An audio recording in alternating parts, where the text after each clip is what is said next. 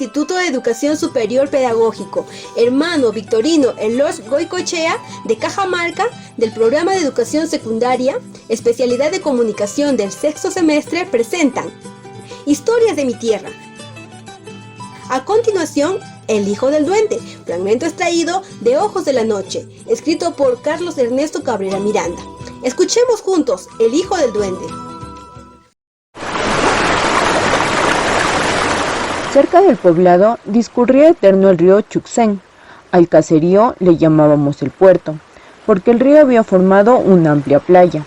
Remanso arenoso, cantos rodados y grandes rocas llegaron desde las alturas.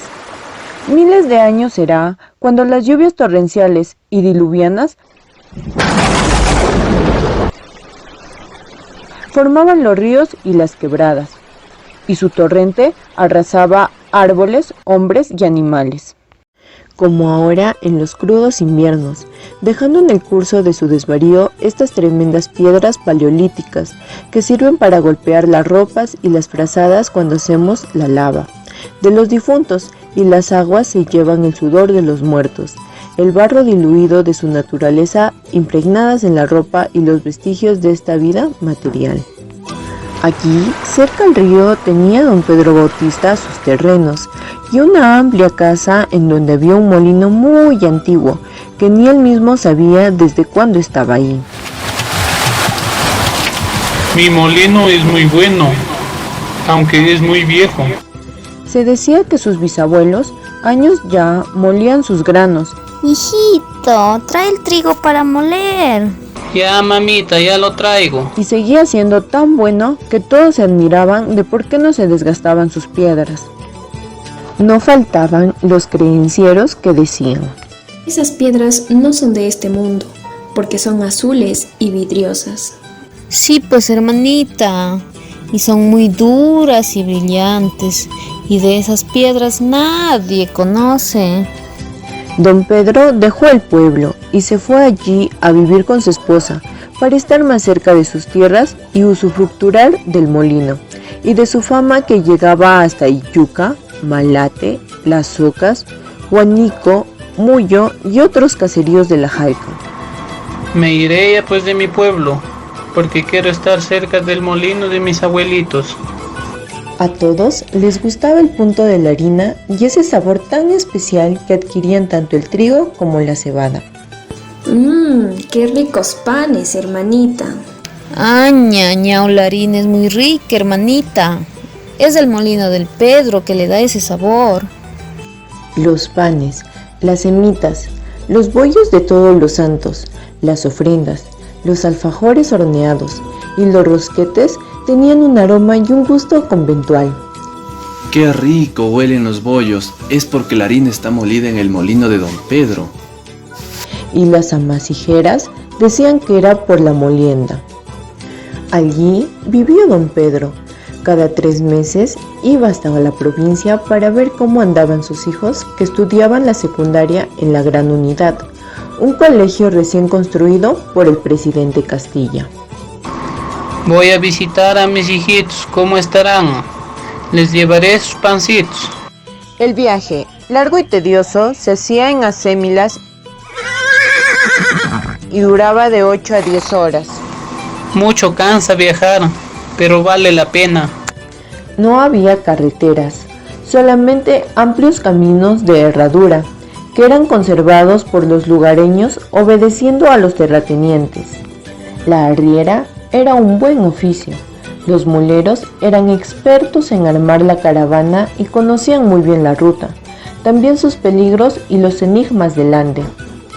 En estos avatares conoció don Pedro al Cirilo Yatas, arriero serrano, muy fuerte y duro. Buenas tardes, don Cirilo. Me alegro de conocerlo. Buenas tardes, don Pedro. Su rostro quemado por el sol y por el viento de las jalcas le daba el aspecto de un ser incansable, sereno como las cordilleras y lejano como los senderos. Su cara redonda era una corteza y el grueso de su cuerpo era un tronco sin ramas, así de silencioso. Cuando no estaba sembrando, voy a sembrar mis papas. Deservando en la chacra o en el apurco, apenas se movía de su posición. Sentado en el poyo de su choza, solamente giraba los ojos hacia los costados si era necesario observar. Por las rutas y las huellas de los arrieros conoció don Pedro el valor y la astucia del Cirilo. Buen cholo. Fue él quien por un par de veces despistó a los salteadores de caminos, forajidos que aprovechaban la inmensidad y soledad andina para cometer sus fechorías. Lárguense, malditos ladrones, si no conocerán mi cólera. El más temible era el chanchi, que no solo robaba, sino que mataba a la gente, les cortaba la lengua y cuentan que se las comía. A mí nadie me gana, todos me tienen miedo. Verdad era, porque encontraban los cuerpos abandonados por los cerros y sin lengua. Sabíamos que este salteador era inhumano, no tenía trato alguno con personas y vivía en covachas por los cerros, aislado y solitario. Les mato como a corderos y nadie me hace nada. Se comía las lenguas para que las almas de los muertos no hablen en el otro mundo. Así, sin nadie que lo delate, se sentía seguro y al resguardo de los seres perversos del otro lado que quisieran acosarlo. Me comeré sus lenguas, así no me delatarán. Con esta cruel costumbre, el chanchi generó por muchos años el pánico entre los viajeros. No se vayan por ahí, chichín el chanchi, cuidado les mate. A este individuo, compactado con los demonios, se enfrentó el Cirilo y los hizo correr salvándoles la vida. Maldito chachi, yo no te tengo miedo. Toma, toma, toma. No me mate, señorcito. Ya me voy. Nunca más me verá por aquí. Qué valiente eres, Cirilo. Por eso te respeto, hermanito. Por esto, don Pedro siempre lo consideró y lo trató muy bien, y hasta le propuso: Vamos a vivir al molino, llevándolo a tu mujer, a la Gosvinda, y te construiré un cuartito cerca de mi casa, atrás junto a las alfalfas, cerca al arroyo bullicioso y el molino. Y así se hizo. El Cirilo seguía viajando a la provincia, siempre de arriero, Me voy de viaje a la provincia, ya vuelvo. y la Gosvinda, una campesina de hermosos ojos negros, ayudaba a doña Enma en las tareas de la casa. ¿En qué te ayudo, Enma? Preguntaba doña Enma, y el Cirilo gesticulaba una sonrisa, y la Gosvinda lo miraba con ternura. Este no habla nada. ¿Cómo te ha conquistado? Dime. El agua que movía el molino acompañaba siempre a la familia con su permanente murmullo. Por las tardes, luego del almuerzo, la Gosvinda iba a lavar la vajilla en el agua del canal, muy cerca al chorro del molino. Voy a lavar los platos al chorro. Después, se sentaba allí a desenredar su larga cabellera y a peinarse con dos largas trenzas traídas hacia su pecho, ¡Ay, qué enredado que está mi pelo! en donde se contorsionaba la tarde, que se acurrucaba para dormir en el calor de su seno. Todo se detenía ante la placidez y la belleza andina de su rostro. El rumor del agua, el siseo de los árboles, el canto de los pájaros, el volar de nubes, hasta las horas de la tarde parecían tener una quietud y seguridad inmortal. A la Gosvinda le gustaba el agua, vivía allí siempre metida, Me gusta el agua. lavando o sentada bajo la tristeza de los sauces, dejándose arrullar por el sonido y transportándose adormecida entre sueño y vigilia hacia un estado de conciencia acrecentada, y lograba percibir otro paisaje, flores de variados colores, las aguas brillando con bordes dorados y hermosas orillas llenas de piedras azules, de esas del molino que nadie sabía quién ni cuándo las trajo. Allí, las aguas cristalinas y el cristal de sus ojos negros conectaban a dos cielos infinitos, y ella, en la cascada de sus sueños, se dejaba llevar y traer en un vaivén mágico, surcando agigantada las visiones de los mundos. Cuando la fiebre del ensueño se rompía en un tiempo incomputable, volvía ella de repente y se hallaba metida en el agua sin saber cómo, y mostrando sus senos a la tarde aduraznada y madura, completamente desnuda, más bella todavía. ¡Qué feliz me siento en el agua! Así terminaba por muchas tardes, blanca y desnuda, tendida en la orilla, entre el pasto y el agua mágica. Pero muchos en el pueblo contaban que en las aguas jugaba con zambullidos y pataleos una hermosa criatura muy blanca y de cabellos dorados, que algunas noches escuchaban un coro de suaves canciones que provenían desde allí. Desde el fondo del agua, desde el final de ese mundo y el comienzo del nuestro. Le advirtieron al Cirilo que retire de allí a la Gosvinda. Dile a la Gosvinda que se retire del río, porque ese molino es encantado. Allí viven duendes. También hay mujeres hermosas y muy blancas, y los duendes mayores son hombres y muy bellos. Él también le aconsejaba: No te acerques cada rato, no te duermas cerca al molino, cerca al chiflón, no te acerques todos los días, no te duermas. No pasa nada, Cirilo, no te preocupes.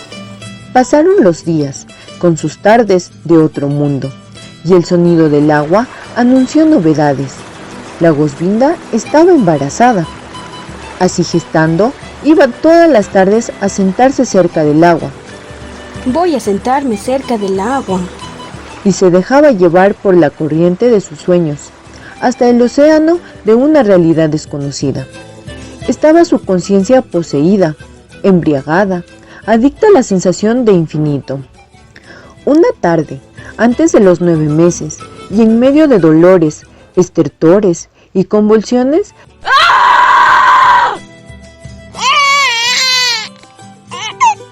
dio a luz a un niño, ajenos los rasgos de su raza campesina.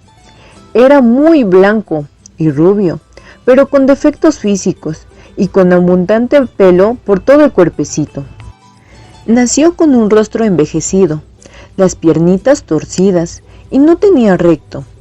El recién nacido vivió pocas horas y murió llevándose a su madre, que ante lo imprevisto y la dificultad del parto también murió. El Cirilo lloró su desventura. Su pena fue tan grande que nunca más volvió de arriero. Solamente dijo: Ese muchacho ha sido su hijo del duende, que yo también he visto en el chiflón, que siempre se veía a mi Gosvinda con sus ojos azules. El Cirilo se quedó solo en el mundo y culpaba a los duendes por la muerte de su compañera. Así pasó, y todos lo sabemos. Los restos de la Gosvinda y su hijo yacen bajo la tierra de nuestro pueblo en el cementerio de la ladera. Ahora que han pasado tantos años y tantas cosas, de las más raras, sobre sus tumbas ha crecido la hierba y las cruces de madera han desaparecido, carcomidas por el tiempo. Hoy es todo polvo, color yimbe como las tierras, un polvo rojizo y otoñal que se levanta con el viento de agosto, y parece que las almas de nuestros muertos van caminando con su poncho bayo, ondulándose por la pendiente de nuestras calles. Estas 4 calles siempre vacías, viejas, silenciosas y lejanas como el pueblo. La casa del molino ya no es casa para hombres. Desolado su interior, es una tumba para el polvo del tiempo que un día fue. Afuera, el viento restriega a la hojarasca contra los muros de adobe. En el molino, el agua corre por su cuenta, haciendo girar el molino de piedra. Pero ya no hay grano, hay abandono y destierro moliéndose en la fría dureza de la soledad. Cada tarde, desde la profundidad elemental del agua, una cadenciosa balada se eleva con el viento, y un rostro hermoso asoma una mirada azul para ojear el crepúsculo, su reino. Cuando cruzo el molino de la hacienda abandonada y veo el molino rodar con avidez, en mi corazón gira el mundo, así como el molino, gira el mundo con su misterio, con sus sueños, con sus fantasmas y sus almas y sus duendes, con sus días, con sus cielos repetidos, también con sus hombres de carne y hueso, impulsados por el río de la vida eterna, mientras la existencia exuda polvo que se riega como rastro de nuestro vano afán. Hemos escuchado El hijo del duende, de Carlos Cabrera Miranda.